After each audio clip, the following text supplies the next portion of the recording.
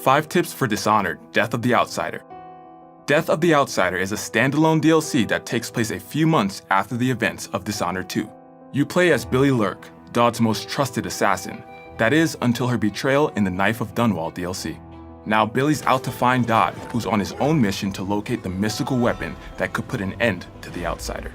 Now, let's make you a master assassin with these 5 tips. I need your help. Like old times? Tip number 1, difficulty. When it comes to game difficulty, you'll have the usual easy, medium, or hard, but you'll also have a custom option. Here, you can adjust everything from how loud your footsteps are to how easily the enemies can spot you. You can set it so that time doesn't stop while changing abilities, and you can even get rid of saves altogether, leaving you at the mercy of autosaves. Besides the save model, which will lock once you start your campaign, you can adjust these difficulty settings at any point during your playthrough. So, experiment to find the best way to challenge yourself. Tip number 2, approach. The Dishonored franchise has always aimed to let players play through in their own way. You can assassinate everyone you come across, or you can literally go the entirety of the game without killing a single person, or even being seen for that matter. Death of the Outsider is no different. It's insane how many ways you can get into a single area. We never met. Got it? Another thing to note is that secret passages are everywhere, so be sure to keep an eye out for them and remember where they are. You never know when you'll need one to sneak past guards, or to get a better vantage point for lobbing hook mines into a crowd of them.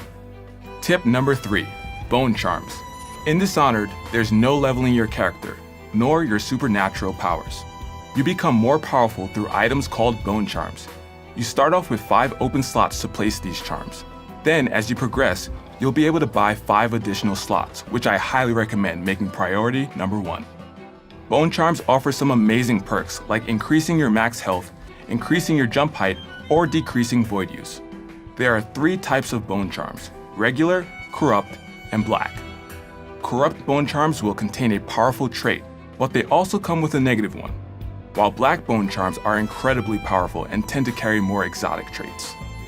As you progress even further, you'll learn how to craft bone charms. By sacrificing regular bone charms, you'll learn the traits and gain the ability to apply that to a new bone charm too. This is especially useful if you want powerful 4-trait charms, but be careful. The more traits you add to the charm, the higher chance it will gain a corruption trait. Tip number 4, contracts. Each mission in Death of the Outsider has special contracts, which you can find by visiting the black market. Side note, the black market is also a great place to buy supplies, upgrades, and even bone charms. Anyway, these contracts will add tasks to complete while working through the main objective. These could be as simple as picking up an out-of-the-way item or completing the mission in a certain fashion. Because of this, it's best to snag these contracts at the start of the mission. Then, if you complete them, you'll be rewarded once you finish the main mission. If extra coin and bone charms aren't enough incentive, these contracts also help you get to know Karnaca better, offer new approaches for completing an objective, plus they add an extra layer of challenge and fun. Tip number 5, Foresight. Believe it or not, this ability is a game changer. Foresight lets you look around corners and keep your distance while marking guards and enemies.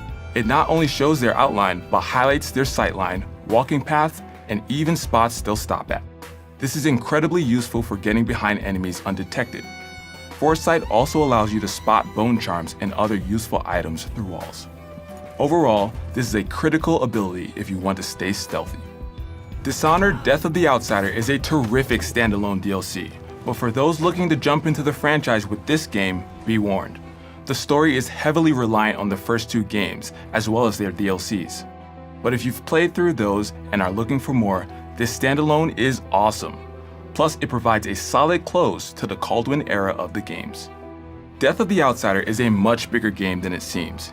Its ability to be played over and over again makes it well worth the price. You can spend hours exploring the world around you, customizing the difficulty to make it even more challenging, or approaching missions from different angles and with different playstyles. However you choose to move through this fascinating game, we wish you good luck, Assassin.